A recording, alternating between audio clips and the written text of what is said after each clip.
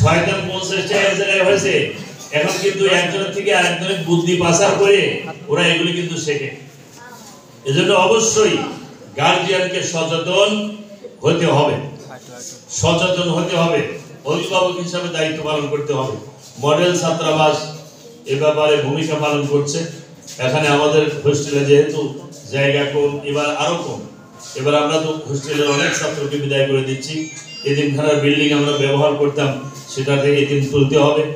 এজন্য আমাদের বোর্ডিংয়ে আরো বেশি ক্রাইসিস, হোস্টেল এখনো নির্মাণ করা যায়নি, আগামী দিনে হয়তো করা যাবে।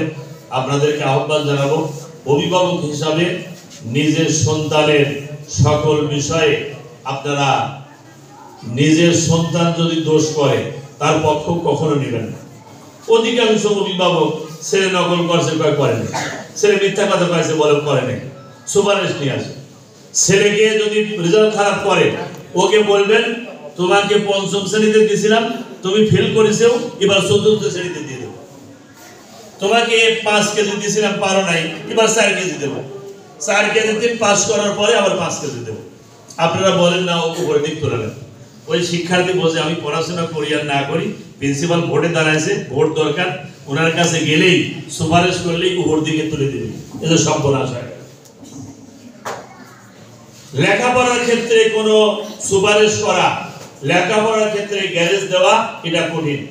আপনি নিচের দিকে তাকে সুপারিশ করে পাস করাবেন, এসএসসি দাখিল যখন ফেল করেন তখন কোথায় সুপারিশ করবেন?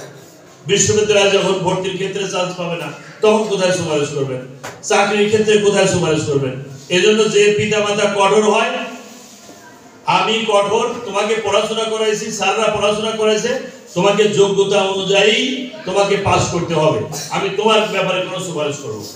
স্যার ধরে মারেছে, হ্যাঁ মারেছে, তুমি অন্যায় করেছো বলে মারেছে, অন্যায় করেছো বলে তুমি মারেছে, কিন্তু আপনার যেই যা কাঁদাকাটি মারেছে, এই আমার ছেলে মারলেন, এই ডি করলেন, সেই ডি করলেন, থানায় যায়, ফেসবুকে দেয়, কোথায় কি দাগ লাগছে ছবি তুলে আবার আমার কাছে পাঠায়, আমার ছেলেকে মারা হলো কেন? ছেলে তো বিশ্ব চ্যাম্পিয়ন, যে মা বাপ আমার পক্ষে আছে, আমার আর পড়াশোনা করা লাগবে না, স্যারদের সাইজ করতেছি, প্রিন্সিপালের কাছে খালি যাব অভিযোগ নিয়ে। এইসব কাম তওবা তাসের করে বাদ দিয়ে ছেলেদের লেখাপড়া শেখান, কঠোর হন।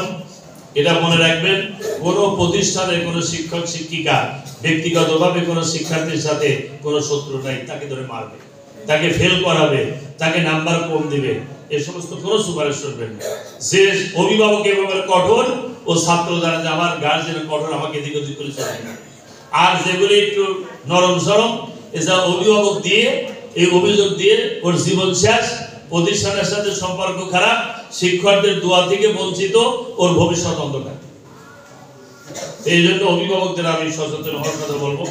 আমাদের শিক্ষক এবং ছাত্র নেতৃবৃন্দ আরো কথা বলবেন, আপনারা তাদের কথা শুনবেন। আমার বাহিরে একটা প্রোগ্রাম আছে, সেই দিকে আমরা যাব। এই কথাগুলো বলেই আমি আপনাদের কাছ থেকে বিদায় নিচ্ছি। আসসালামু আলাইকুম ওয়া রাহমাতুল্লাহি ওয়া বারাকাতুহু।